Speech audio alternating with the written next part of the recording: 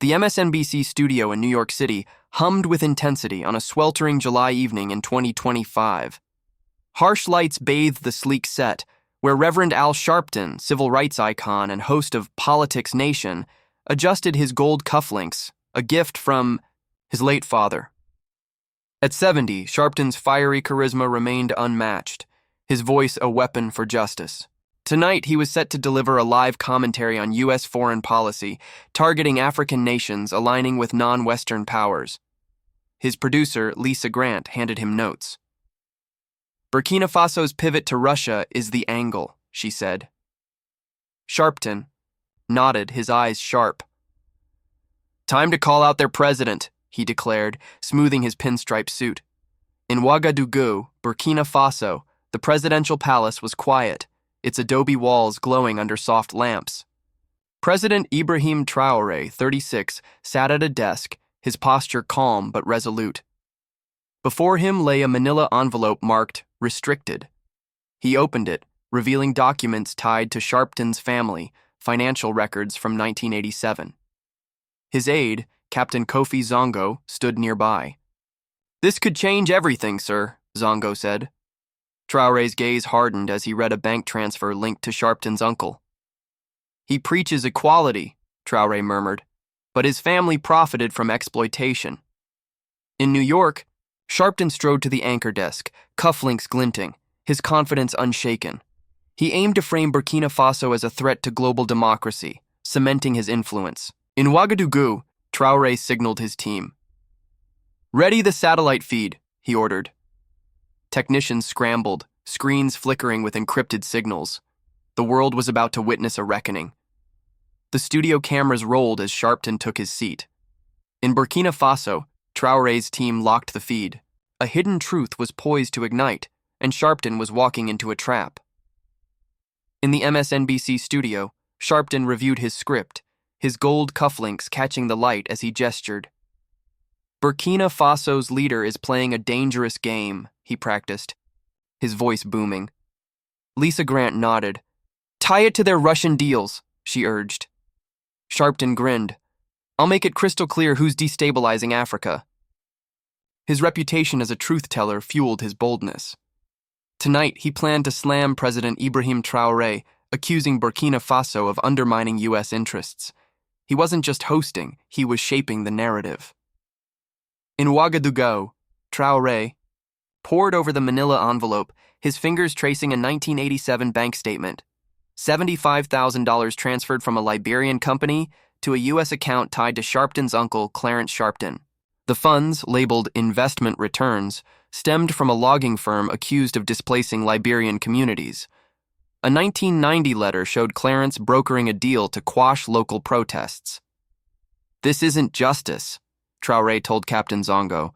"It's betrayal." Zongo hesitated. "MSNBC won't see this coming, sir." Traoré's eyes were steel. "That's the point." The palace buzzed with purpose as Traoré's team patched into MSNBC's network. A monitor showed Sharpton. In New York, oblivious to the interruption, "Signals live," Zongo reported. Traoré adjusted his suit, envelope in hand. "This is for those who lost their homes," he said, his voice low. In New York, the studio pulsed as Sharpton went live. "We're on in 5, 4, 3. He leaned into the camera, his cufflinks gleaming. "Tonight, we expose Burkina Faso's reckless leadership," he began. "President Ibrahim Traoré thinks he can defy America by cozying up to Russia. That ends now." His words were sharp, accusing Traoré of fueling chaos. The control room nodded approval. "He's on fire," a producer whispered. Sharpton pressed on. "The U.S. demands accountability, and Burkina Faso's president is out of line." In Ouagadougou, Traoré watched the broadcast, his face unreadable. "He's drawn the line," he said. Zongo glanced at him. "Your move, sir?" Traoré lifted the envelope. "Cameras on. We go live now." The MSNBC studio glowed, Sharpton's gold cufflinks flashing as he leaned forward. "Burkina Faso's leadership is a threat to stability," he declared, The control room buzzed until a technician's screen blinked. Incoming feed, Ouagadougou. The director's earpiece crackled. Reverend, we have a live link from President Ibrahim. Traore, he's responding now. Sharpton's eyes widened, his hand pausing mid-gesture. Patch him in, he said, masking unease. Traore appeared, his voice calm but commanding. Reverend Sharpton, you demand accountability, yet your family's past hides a darker truth. Sharpton's jaw tightened, his fingers gripping his cufflinks. Traore held up the manila envelope. In 1987, your uncle, Clarence Sharpton, received $75,000 from a Liberian logging firm that displaced thousands. This bank statement proves it. The studio air grew heavy. Sharpton's voice sharpened. This is ancient history, he snapped. My uncle was a businessman, not a villain.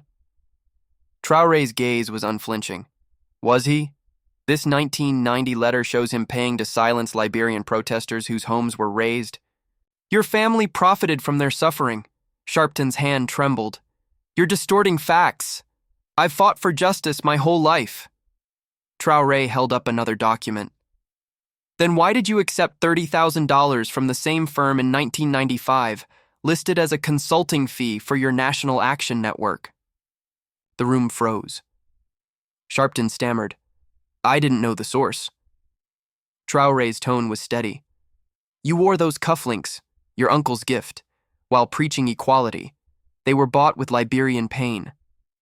Social media exploded. Sharpton exposed. Trended worldwide. The director leaned forward. Reverend, your response? Sharpton's voice cracked. This is a smear. I've always stood for the oppressed. Traore leaned closer. So did those Liberians, until your family silenced them. Sharpton's eyes darted, his confidence unraveling. You don't know the whole story, he said, defensive. Traore's voice was firm. I know enough. Justice starts with truth. Sharpton sat rigid in the MSNBC studio, his gold cufflinks hidden under folded hands. His voice was strained. This is an attack on my legacy, he said, glaring at the camera. The director, shaken, tried to wrap up. We'll investigate these claims. But Twitter was unforgiving. Sharpton exposed hit 3 million posts. A viral clip of Traore's line, "Justice starts with truth," spread rapidly. Sharpton's team issued a rushed statement.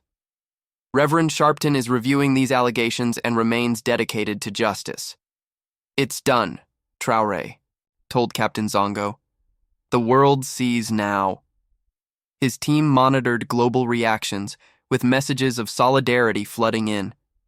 In New York, Liberian activists shared the broadcast, one elder saying, "Our land was stolen, and he profited." Their pain trended online, fueling empathy. Sharpton's once unassailable image cracked. His cufflinks, a symbol of family pride, now felt like chains.